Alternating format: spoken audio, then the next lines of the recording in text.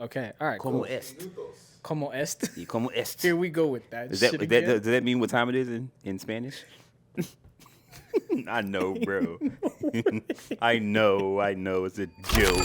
What's good, everybody? Welcome to another episode of the Niche Talk. As always, to my left we got Jerome, aka 2 and 5 Shooter, and me, Lewis, aka I'm No Vibe, across all social media platforms. Make sure you subscribe everywhere. TikTok, Instagram, YouTube, at The Niche Talk. Yes, please. Lock it in, please. So what we doing today? You breaking down the fit, latest pickup? Talk to me. I'm going to talk about your latest pick. Say, no, I'm fucking with you. I'm going to break down the fit.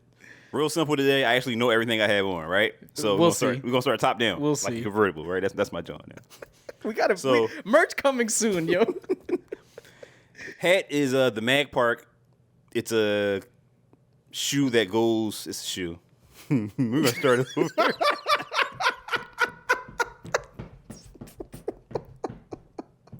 I heard the first and all I heard was the dial-up sound in your head.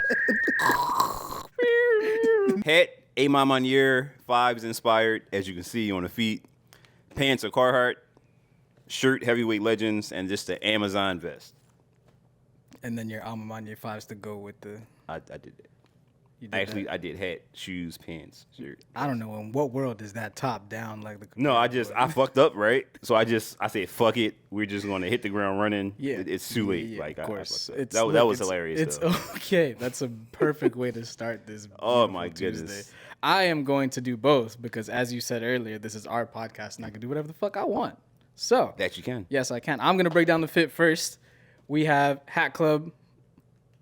As always, on the Mata. I don't remember which collection this is from. This is probably like 2 years ago. I think it came out with but at the same time as the SB4s came out, because I remember when this hat came out, the SB4s just went perfectly with it. So running that combo back, right? We got Godspeed on the body as usual. I've been getting into jerseys lately. Not a sports guy at all. Sorry. But beautifully executed jersey. Nice little crop. Not too cropped like that prestigious garments, John. Yeah. But we there. It's a nice fit. I'm glad that it's not too perforated to where I have to wear something underneath, right? Because I'm not trying to show the taco meat out here. Very cozy, breathable. And then we got the Levi 505s on the bottoms. We still got to do that. Yes, I know you've been looking to get more denim. So denim. We're going to get there. And then, like I said, SB4s on the feet to just tie the whole fit together, right? And now, onto our latest pickup, right? This did not age very well on our podcast. That it did not. Right? It did not. I don't like it. I don't like anything about it. I don't care if it's Nigel Sylvester Stallone. It doesn't matter. In hand, I have the Driveway Gray Air Jordan 4 RM, Foot Locker exclusive. Shout out to Nigel. He came through to Philly, brought the Driveway to Philly, and gave out pairs to not only like select influencers, but he gave out pairs to like so many kids that are part of that bike life here in Philly. And you know Philly is part of the bike life. So I'm gonna just hand you one, right? Yeah. So let's talk about how this did not age well on our podcast at all, because we definitely did give these a proper and honest take. Yeah. Right?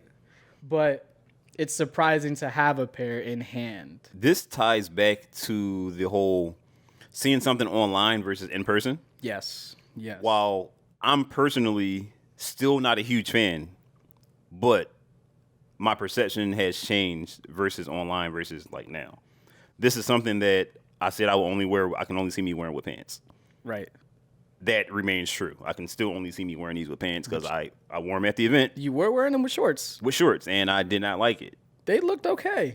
See, and that's the thing. I think for me, it's me looking down and thinking how I look. I see what you're saying. Because when I saw them on other people, including the green pair, I'm like, oh, that actually looks solid.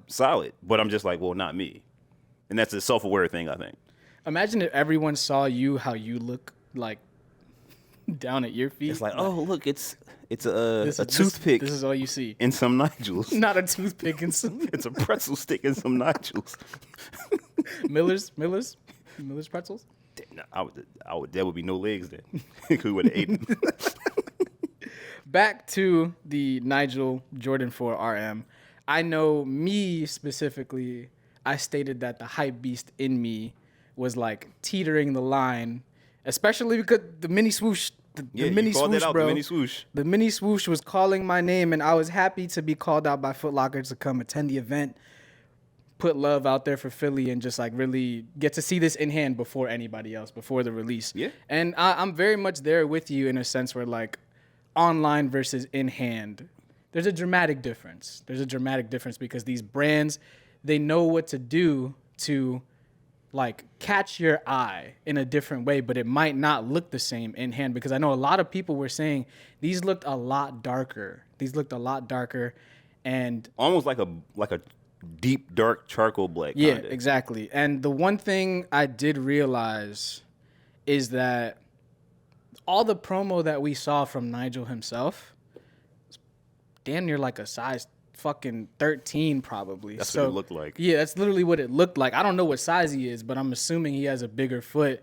And when you see something like that, it just doesn't look appealing because it's already a low shoe, right? So then if you go with a size 13, it's just going to look fucking wonky. Like a boat. Exactly, like a boat. I still don't really like the back panel situation. It's different, right? We understand that the RM is a different silhouette entirely. It's still an iteration of the Jordan 4, but I do wish that they brought more elements from the 4 into this. But then it wouldn't be the RM. Yeah, like knowing them, they're going to say, well, the entire midsole, outsole is from a Jordan 4. Correct. And the mudguard, Correct. toe box shape at least. Yeah. And then that's it. Everything else is new. Shout out to Nigel for having his own silhouette. Let's give him his flowers on that and being able to completely sell out of his first 2 models. And now the brand is rolling out GR pairs.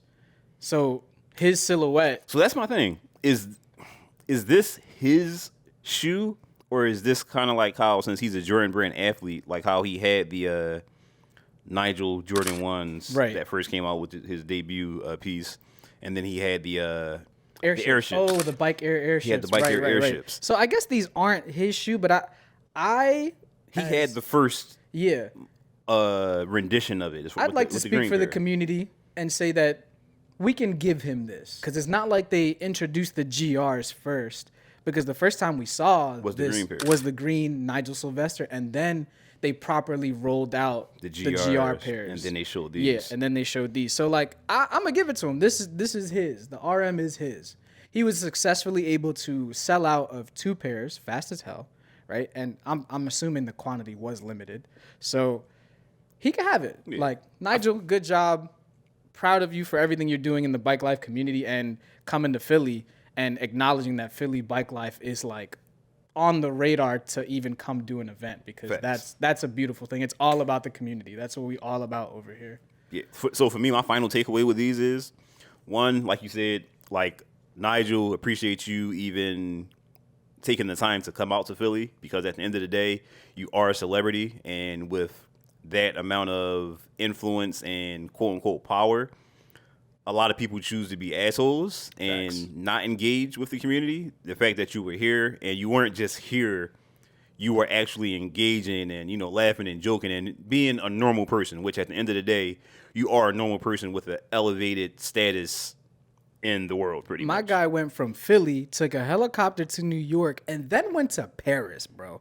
Like, you really outdone yourself to make sure that this hit home, and to make sure that his grandmother really got the recognition and the praise that she deserved for inspiring this entire collection. Facts. So congrats to Nigel Sylvester and family. So for me, I stand by my original idea of the RM. Not for me. It's not something that I would go buy right now. It went from something I would not buy at all to something that if I could possibly get for retail, depending on the colorway, 50-50. Right. But I would not spend resale at all, no matter what it is. I feel and that. These specifically, because they were free. Like, not free. not free. I mean, it was like a trade not for services. free. Yeah, in a trade for sense. services. Let's not downplay our success and downplay what we got to do and experience Yeah, for this pair. The experience, this was traded for an experience. Correct. You feel me? Yes. And it's experience something that I would not forget as someone that admires Nigel and what he does for the community as a whole. Right. And, you know, for people that's into the bike life and everything like that. Yes. Yeah. So that I wouldn't change anything that happened except for, like I said, we got them for almost free, but the trader services, and I'm good with it. Look, like I said, if I could get these and flip them, your boy got them signed. Yeah, Your boy got them signed. you got So signed pairs, so this- I was this- good. I got this to have is- a pair signed, and I got Yeah. my book signed. So This is going in a clear case for display purposes, and if I decide to wear them, cool. But these are gonna just sit and just be appreciative of a memory in a sense. So I'm actually going to wear I'm mine. gonna pass these down. You feel me? Signed, and I'm gonna actually wear them. I feel that. I appreciate that, bro. So, Nigel, good job, bro. And one thing we can discuss in terms of online versus This in is a prime person, example. Yes, the Kith filter. We talk about it all the time in the sneaker community, right? I feel like this is a proper example of just the rollout not really matching with the shoe in hand. And it's tricky for people to really understand how to buy something when they don't know how it looks exactly in hand. Yeah. So we need to be able to bridge that gap better on the back end of things with companies. With the companies, it sucks, but as many of you may not know, like we don't talk about this because we just have an idea or something we just want to, talk out our ass about. We actually have time in the industry professionally. So when Correct. we're talking about it, we're talking from experience, not just, bullshit. So it's almost like a standard to kind of elevate the graphics and how an image looks to the public because that increases sales if it looks fucking good. Yeah. The only problem is that now paints a false picture sometimes. Because sometimes you can have a great edit and it still looks like what it's supposed to be. Correct. And as we know, there's times where the shoe looks nothing like what it actually was. Prime example, we just talked about Kith, but on the other side, the Marvel collab. Yeah. I was slightly disappointed in the way that the Venoms looked versus Kith when I actually saw them, like a few people was like doing like the unboxings and stuff. Yeah. And I'm like, I still like them, but in the images, it was like a very deep black and like just like, that clear, clean cut image where you're like, yo, like this is fucking awesome. Like, whoever was editing dragged that contrast slider a Yep. little past pulled the 50. blacks down a little Yep, bit and all that stuff, and exactly. it's just like it still looks good, and I still look forward to trying to acquire a pair. But that's why when shoes come out, the first thing I look for is, okay, the pictures look good. Hopefully someone has early access to this pair, and I can look at like some type of unboxing or review online. Yeah, exactly.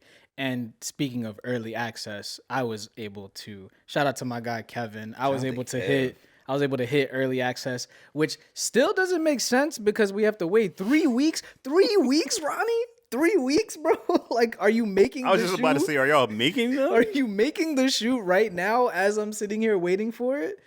But I get it, I'm just the consumer in this aspect. So there's nothing really I can do about it but wait in anticipation and be excited. So early access, I think, was like 2 days before general release. Because general release was what, Friday? Yeah. And I think early access was Wednesday. So like Yeah. we damn near gonna be getting them at the same time. That was It's for great. you to not have to pretty much fight with the masses on release day. Exactly. So shout out to you, Kev. I appreciate you as always for just looking out and being a homie in the sneaker community because that's what it's all about. Everybody has seen how persistent I was to getting that pack. And not only Kev, but a couple other homies in the community reached out to me when the drop was happening. Like, yo, let me know what you want, what size. Like, I'll help you out. And that's what it's all about. It's just making sure your homies secure the goods. You know what's crazy? Since we're on the topic of like seeing things online versus in person, I'm going to just say the one shoe, right, that I purchased that was 100% catfish, the Amamanier Force. Oh my God, that was a That is a perfect Bad example of John. images not translating to what the shoe actually looks like. Facts. I'm a Forest Horror. Love them. Yes. And when I saw that color, I'm like, yes, it's like almost like a deep plum. that right there. Yeah, the images, I don't think it was this dark, but maybe just a little lighter, but suitable. Yes. Kind of like if it would have been like how the Nina Chanel's were, where the images, it was a darker green, but in person, it was like, oh, it's a little lighter. Not a deal breaker. I would have been fine with that. But, bruh, them Jones went from OG Michael Jackson Ain't no way he about to new Michael Jackson. That comparison is wild. But it's valid. It's very much valid. The Amamanye 4s look like what Black Cat 4s would look like if you was just like If you dick. if you beat them shits to the ground. Actually, yesterday I seen the crispiest pair of Black Cat 4s. Like, I have never seen a shoe more pristine, because every time I seen Black Cat 4s, even out the box, they dusty. Mm-hmm. Because like they were just sitting in the box in the warehouse, and nobody does quality control anymore. So, but the pair that I saw yesterday, pristine. Now those Amamanye 4s, those were a bad John, because the people that saw them in hand and did those early reviews, they did those edits proper to make them look good. And then I know a lot of people were complaining about the sizing that didn't really make sense with those. And in my personal opinion, Amamanye has not been going in a positive trajectory since their first one. Like, they've had good pairs like fire. Yes. They doing a wave. Do the wave real quick. Oh, bring it down. Bring it back up. I think the 3 was just so good, their first pair of 3s, because the ones that they're coming out with now, people are glazing that pair. I'm sorry. I like it. I'm not sold on it like it's a must cop. Yeah. But so the new 4 that they're dropping to me looks better than the original 4. Agreed. But it's still not I need to have these. Correct. Then I just know they just showed the other one. It's the Air Force One. That's the sleeper of the collection. Air Max 95. Yes, it looks like a 95, I believe. And then, of course, the 4. And they're doing a Converse. The 3 and the Converse. Yeah. As if you don't know, Jordan Brand, Converse, they are all under the same umbrella. But I was highly disappointed in those A-Mod 4s, and that is a prime example of what we're talking about. Like, what is a shoe for you that either can be on the negative or the positive side that you saw online and then your perception changed when you actually saw it in person? First one that comes to mind is a throwback. It takes us back to our runner days, right? Mm-hmm. The brand Bait, right? Mm-hmm. And I think they in Cali, right? They did a collaboration with Asics on the Gel Light 5. I'm pretty sure it was the San Francisco Giants colorway. It was black, orange, and the photos looked so good. They made the suede look mad buttery. They made the blacks look very crisp. When I tell you I got this shoe in hand, it looked like someone stepped on the shoe. The black was ashy as hell. The orange suede was like just going the wrong way, bro. I looked at that shoe out of box and I was like, what did I just spend my money on? And that's the worst feeling you can get as a consumer. That's the first thing I think about when I think of Kith Filter versus like reality, and major disappointment. I feel that, bro. So because of that, I got a question for the viewers, right? Would you consider that false advertisement? Yes. That is a good question, honestly. I think there's tiers to false advertisement, right? But I feel like that's very much like on the low tier spectrum in a sense, because like people take brands to court because like, oh, this doesn't say it has a corn syrup in it. It says corn something else. You know how that goes. Yeah. And then you see on the news like, oh, a local person took fucking clear fruit to court and won $3.2 million. And I'm like, huh? Like, that's how, technical we get? So we about to start just suing random companies? Yes, I'm about to start going through the whole bev aisle at the stores and seeing who I can hit up. I mean, you got a lawsuit coming your way soon enough with a certain individual, maybe. Shit. Got the wrong fucking one over here. Speaking of bevs and just snacks in general. All right, thank you. And- All right, I'm like, and is he going to catch this this line that I threw out here I to caught it. to transition to caught everything. Oh man. Insert transition. I see a sour cream and onion bag that I just grabbed for you at the corner store, right? You tell me the retail price of that bag.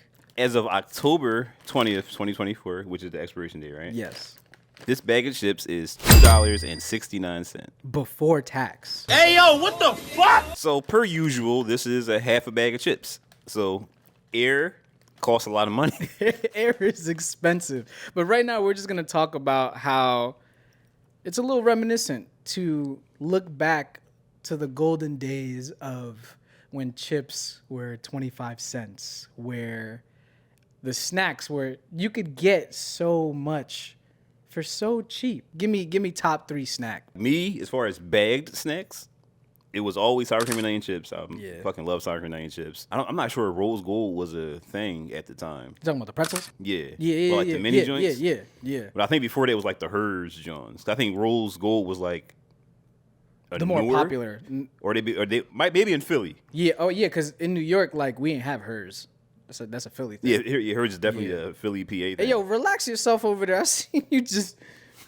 Hers is a Philly thing. Yeah, Hers is PA, bro. Yeah, it's Philly brand. That's a crime that they don't have hers just all throughout. Everywhere. I mean, yeah. they've probably expanded by now, but Better. the go-to Will is upset. the go-to for me was like cheese doodles, the crunchy or the puffs, right? I loved sour cream and onion, but it had to be Lay's. Lay's was top 2, not 2 in terms of sour cream and onion. I still remember on the back of the bag, it used to say you can't just have one. And I would always try to tell myself I can because I want to make this last. And then gone was the bag. Bro, you remember fucking 3D Doritos? 3D Doritos. Oh my God, that was crack. So my third, I didn't give you my third. My third was Cool Ranch Doritos. Cool Ranch Doritos. Okay, so back in the day, how was the purple bag always a thing and we just didn't know about it? Or was that like introduced later on? The purple bag, isn't that the That's a sweet chili. The sweet chili, that's new. That's later on, right? Because like the I feel originals like was the nacho cheese and Cool the Ranch. Cool Ranch. Yeah, that was like the only 2 for real. And then they eventually came out with the spicy nacho. Yeah. And then they started like all the other all right, flavors and shit cool. like that. I was always a fan of like a good barbecue chip, but that was like, all right, if y'all don't got the cheese doodles, if y'all don't got like the onion rings, the Funyuns, and my sour cream and onion, all right, cool. I'll get a calm barbecue chip. You remember the variety packs that the families would get, and it's like the barbecue chip, the barbecue chips. I am the family. He is nigga. the family. Still in the crib right now. It would piss me off because all the good chips would have the lowest quantity of bags in the box. You'd get the bullshit like 10 bags of barbecue chips and then 2 bags of sour cream and onion and then like 1 flaming hot Cheeto. Yeah, that's how the kids be mad now because they don't like Frito-Lays. Yeah. But that's what is mainly in the box, bro. I mean, Frito-Lays used to slap. I don't care. I'll fuck them Jones up. So. I mean, you going to because you paid that good money to Nah, get facts. them back. Bro, but like, so let's talk about like just chips in general, the evolution of chips and the fucking crazy prices. They were a quarter. A quarter. Right? Yes. Then they started giving you less in the bag for a quarter. They shrink the bags. They shrunk the bag. Then they went up to 35 cents a bag, right? Yeah. Then from there, they started telling us, well, they're 35 cents a bag, but you can get 4 of them for $1, which was like, well, they were just 4 for $1 because they were a fucking quarter. So, okay. And then now, like you just saw that bag of chips that we showed, that used to be $1. Yeah. Now it's $2.69. $2.69 before tax. That's before crazy, tax, bro. And then now they have the bags you see where it clearly says on the bag 2 for $1. Yeah. And now the party size bags, you damn near spending $5-6 for a party size bag. Now the party size bag used to be like 2 something, maybe $3 at the most. Yeah, pushing it like $3. And I think what the family size was like 3 something, maybe 4. The really, really big fucking family size, John. I The thought shit that party you size usually- was family size. No, so if I'm not mistaken, didn't they do away with party size, Will? My guy is a chip connoisseur over here. So because I'm pretty sure it says family size on the bag. At least hers does. Yeah. I think family and party size are the same That's probably size. okay. That might be the same I thing. think they're then. the same size. Okay. So That's crazy though. yeah, bro. we're basically, at least for the family size, they've doubled in price in my opinion. And this price market for like a regular bag of chips is just insane. And they're still selling the smaller bags, but the price difference isn't even. It's like they do it on purpose. They're gonna make you get the regular size bag because you're just paying for air. Yeah, but you do Literally the just paying math. for air. It was always that way, but now it's such a big gap in the prices. You're better off buying family/party size of anything. Yeah. And then just like Ziploc-in or Yep, whatever the case exactly. may be, because Exactly. $269 for that, you buy 2 of those, that's nowhere near a family size bag. At all. That's And why then- everybody goes to Costco now. That's why everybody's doing the bulk buys and just. I gotta start doing that. You kind of honestly. have to, bro. start And doing like that. we was talking about it earlier, pack of gum, it's a quarter. Yeah, pack of gum used to be a quarter. Now you're spending $2-3 on gum. Like what? This might be before your time. Like, do you remember penny candy? Penny candy? No. Damn, that's crazy. Yeah, penny candy, bro. candy? I don't like. That's remember even that. like older for me because when I was younger, I didn't really know about it until my mom and pop told me about it because it was like a corner store older lady that kept to that. Like she kept like penny candy and stuff still, Okay. like to keep up like the culture. But remember, we could go. Most candy in the store was a nickel. Remember? Yeah. Because, 5 cents. Yeah, they were doing it the smart way. They would open the packs up and sell it as singles. They was making money. Bro, I remember going like, all right, They was learning off the drug 50 dealers on the cent. corner. You would That's what go, was they would doing. put it in a little In a Ziploc. Yeah. or the little, if not the Ziploc, the little snack bag, Jones that don't close. They got the little lip so you can fold it over. Yeah. Bro, remember those? You go like, oh, let me get a quarter's worth of Yep. Sour Patch Kids and a quarter's worth of this, and you're like, all right, cool, you good. And then this is what I was talking about earlier. I'm not sure if y'all remember. Just you two will, and all the viewers. Remember going to the Poppy store, bro? And they had the lunch specials, $5. Yeah. Oh my Get you a hoagie, God. a bag of chips, and a canned soda, bro. You can't get shit for that now. Or you know, bodega. We call it Poppy store here in Philly, but you know, I miss the lunch specials. They're still very relevant. Like I go to a corner store, I go to a Poppy store, and it's booming. Especially like when the school year starts, booming. But it's just like it's just more expensive now. Like I remember when a bacon, egg, and cheese was $2.50. I was just about to say $2.50, bro. $2.50. And then if you wanted to get Like chips, extra bacon and shit like Yeah. that will cost you more, but bacon, egg, and cheese, $2.50. now it's $5.50 base. And the crazy part is that the quality and or quantity of the food is not changing. It's the same, or at some points actually decreasing. I mean, in the breakfast department, now things are getting a little bougie. Not just the breakfast department, but now you have how you raise your chickens and how they lay their eggs and pasture raised and all this kind of shit. Very, that very just technical. just makes it that much more expensive. And I mean, going off of breakfast things, like going to buy a carton of eggs now, bro. If you want to get a healthy case of eggs that were treated right while they were the chickens were cared for gently. Motherfuckers have 4 square meals a day, proper sunlight. You damn near paid $6-7 for 12. That shit crazy, man. I said, yeah, my chickens go on vacation 3 times a year.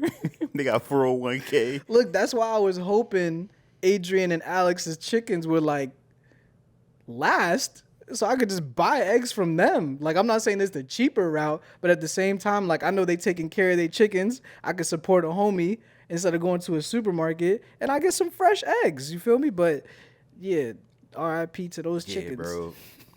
And it's like, I'm not sure like how y'all got into certain shit, but even like you say, like in the food department, I remember my parents sending me to the store, right? This may ring a bell, may not. And for like sandwiches for the day, or like not for the day, for like the week, or like Yeah. to make school and shit like that, Like they used getting to a pound of- literally send me to the store and be like, yo, get $5 worth of honey turkey or whatever the case may be, and $1 worth of cheese, right? That $1 worth of cheese would was enough to compensate for the $5 worth of the Yeah. lunch meat to make the sandwiches.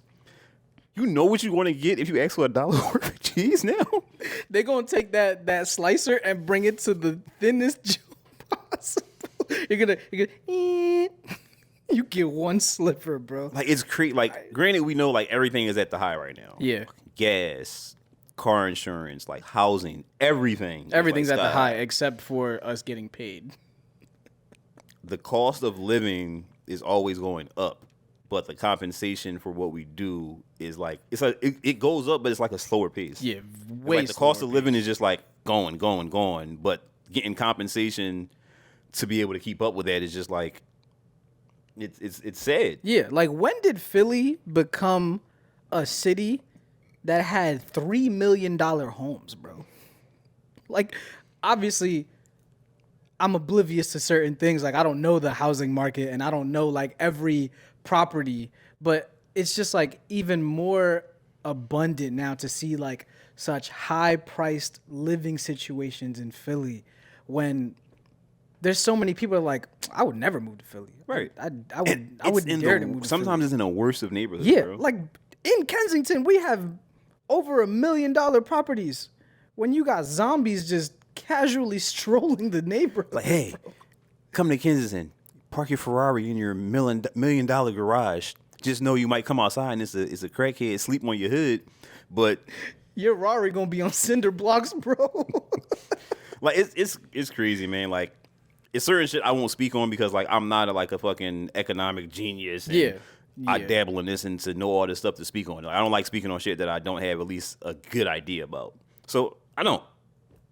But it's very, very, very disheartening to see where things were versus now. And I know the previous generation will probably look at that versus when they were coming up versus being younger versus being the age they are now Yeah. of the prices of shit. But, bro, seeing it in real time, bro, and like we said, going back to look at those certain things from like when we were kids and things we were able to buy, like you mentioned the fucking soda tax is a thing, so Arizona's ain't 99 cents no more, technically. Bro, yeah, like we were talking about that earlier. The moment the soda tax hit and the 99 cent on the can was irrelevant, I remember people were in an uproar because they were used to getting a penny back, but then they had to pay 10 cents more. Something so small, something so minuscule just turned into like an uproar because you can't blame Arizona, but at the same time, knowing that that was going to come into effect, you should have at least started to do a rollout of cans without the 99 cent or like just change the price on the can. Well, that's because the soda tax isn't everywhere. Oh, that is true. So You're right. they would have to See? change branding See, just for I don't like, know everything. PA. I don't know everything. And it's crazy, like you said, the soda tax, and soda just popped in my mind. Can of soda used to be 50 cents. A day's can of soda was, I believe, what, a quarter? Yeah, 25 cents. 25 cents. Which was equivalent to, I know in New York, y'all call them like quarter water juices. Talking about the hugs? Yeah, see, Yeah. But you've been in Philly long enough, it's a hug. Right, but then I see a lot of people like, oh, that's a quarter water juice. And I'm No, like, even in New York, I called them hugs. all right, see, so maybe it's different boroughs or something? Because I've heard mad people like, yo, it's a quarter water juice. I guess I was in the Philly borough. But yeah, like quarter water juices. Like I've heard Yeah. people say that. I've heard them call some other name like down south, but I'm like, it's a hug because on the bottle it says. Yeah, Hugs. that's why I called them hugs. I guess I was just smarter than everybody. Yeah, in see, New look, that's that New York school system versus Phillies. And then there was the 50-cent version of the hugs Yep. that were like in the squeeze bottle. Hey, yo. Day sodas. Yeah. Oh, were- day sodas were 50 cents. Days like the 20 ounce were 50 cents. Because They were the because bottle.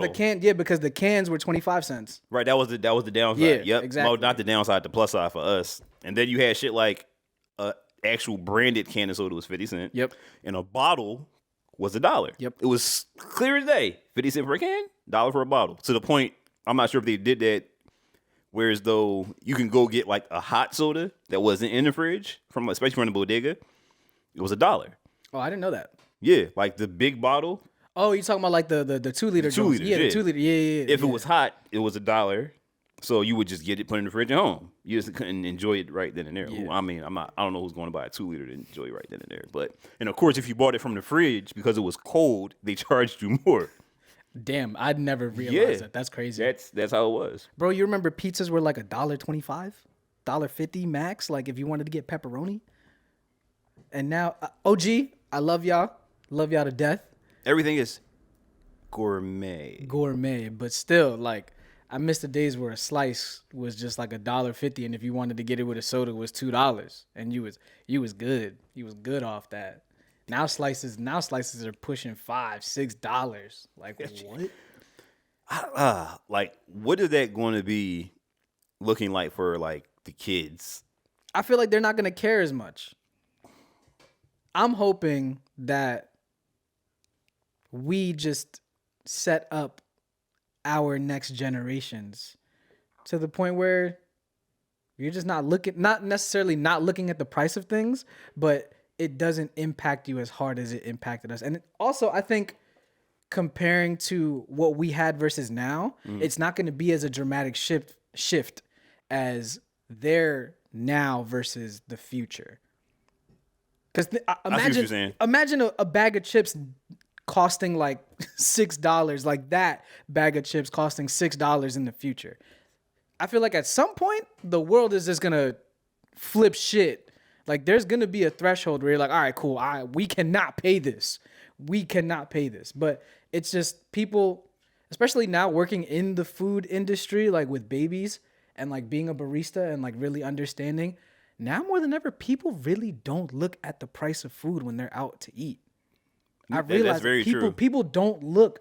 As long as you're providing a good experience and the food is good, no one gives a fuck how much they're paying. Yeah. As long as it's not like obnoxiously high, it's kind of like no one's complaining about the whole, oh, well, you know, this could be $5, but I'm paying $7.50. Exactly. It's kind of like they just paying the $7.50 because it's a good experience, the food's good. Fuck it. Yeah, it's like tap to pay, 22% tip, not even looking at the price. I feel like a lot of people don't really look at what things cost anymore, and they're not being that meticulous about the price. We're just reminiscing on what things used to be versus now, because before the pod started, I got 2 bags of chips, Pedialyte, Red Bull, and your Clear Fruit. That was $17. That's crazy. And I just tapped and went about my day. Because it's like, you just kind of have to accept it. Damn, and you know what's crazy? As you were talking, I'm like, this is a good opportunity for me to take a mental count. Within the last minute, you said like 6 times. Damn. Okay, guess we're going to put a like counter on this episode and see what happens. It was glorious for me. I'm like, it's not just me this time. All right, I'll put a like counter, but me saying it just now twice doesn't count. Off topic, but still food related versus like everything it's not what we're talking about, but it's food related. Yes. And it's not racist. Yeah. So, obviously you're Dominican, right? Yeah. You had to think about it. You're like, yeah. Lately, people have been telling me to do the 23andMe thing and just like really figure out what I am. I mean, you should. Yeah. I'm also just terrified to do it at the same time. So I know that shifted from what I was about to ask, but in all honesty, it's a good thing to know because there's so many people. Like one of my good homies is Dominican, and he like, yo, like we full Dominican. Like no, like my mom, my grandmom, and I'm like, bro, just do it. His wife got it for him for Father's Day last year, and yes, he's Dominican, but he looked and he's Dominican, Nigerian, and like the split of the numbers was like 2% between like the whatever is in there for like being Dominican and Nigerian. So it's like you like it's dope to know, right? Not that you one of the people that's like, oh, like I'm nothing. Oh, no, I get it. I'm pure blooded Dominican. I think I'm gonna do it soon enough, but just to pivot, to pivot off of that, in that whole conversation you just had with yourself, you said like 12 times. Yeah, I didn't say I don't do it. No, I now had to count.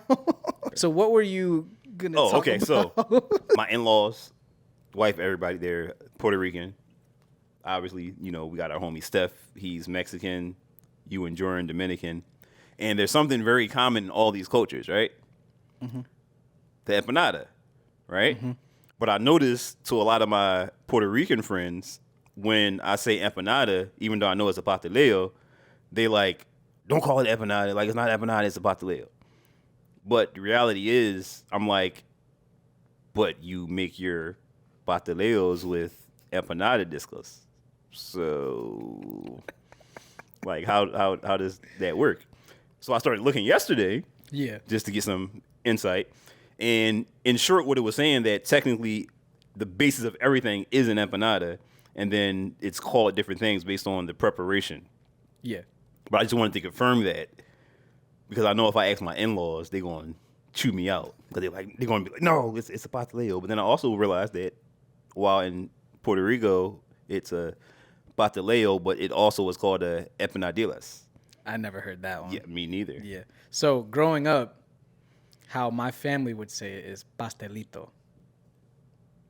Right? And you're saying pasteleo. I don't hear no S. Right? Well, I'm also No. I'm just saying because I'm people, also nigga. Why'd you have to put your fists? just wanted to show the blackness.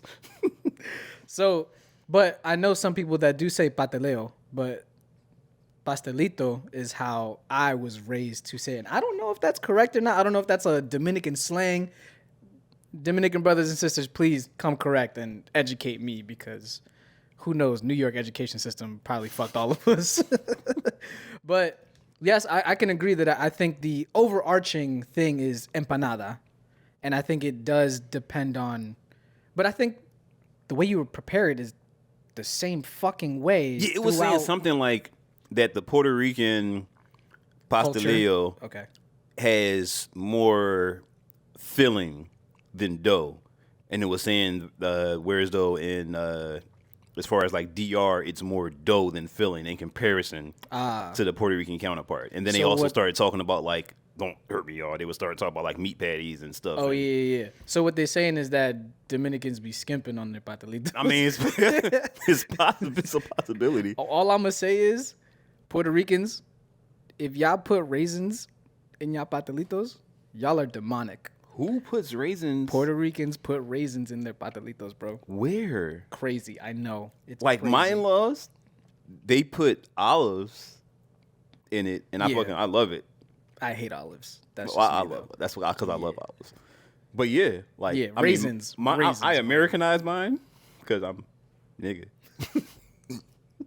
Like when I make them, I put like olives, ground beef, or chicken, and like queso Yeah, inside, or sometimes American cheese. you could have just depending. said cheese. No. Okay, I'm trying to so be like this. speaking of empanadas and patelitos, I was recently in New York, and in Washington Heights, I was a kid, and that's where I was a lot with my family because a lot of our like family friends were up there. There was this one old lady. She had a patelito cart, bro, and you could ask Jenna. We was driving around Washington Heights for like damn near 30 minutes. I'm trying to find this one specific cart because I used to go there all the time, get the patelitos and like a homemade lemonade, and it was just bliss. Because now, couldn't find it. Like, she probably just like packed up and stopped. And now most people they don't do the cart thing anymore. They're like in a business selling the patelitos there. But now you don't just have like the regular patelitos or empanadas because now people do like the yuca, like it's like a different dough. And my God, I'm starving just talking about this. See, I'm We might. Ooh, you want to get? No, we can't. We getting sandwiches today. Damn, I was thinking. Are about, you disappointed yourself? Yeah, I did. Because tres golpe right now would hit. Yes, I don't know what. You don't. Okay, so plátano, right? The mashed up plantains, mango. Yeah. Okay, you know what that is. Yeah. All right, bet. Okay. So tres golpe is called like the triple hitter. So basically, you get the mashed up plantains, and then the triple hitter is like fried cheese, fried salami, and a fried egg, and you just have that all together with. So like I would some have sauteed- everything but the salami. Oh, right, because you can't eat pork. Oh, that's okay. Well, we can just go get sandwiches. Disappointment. What's it? Emotional damage. Emotional damage. All right. So before we tied this episode, right? Yeah. We started talking about food. I'm fucking hungry. Yeah, I'm starving. Obviously, like I said, you're a Dominican, but being Hispanic is a culture in itself, and then it breaks down. Just like obviously being black is a culture in itself, and then it breaks down. What is your favorite dish that ties back to being Hispanic in general, not specifically Dominican food? Yeah. If it is Dominican food, it's fine, but like There's- your favorite dish, like period. Oh, not tied to Dominican culture, or Like if it is fine, but I Oh, mean like alright. it's tied to Spanish culture, period. I mean, I'm gonna tie it back to my culture because it's my mom's cooking. You feel me? That top two, not two. You feel me?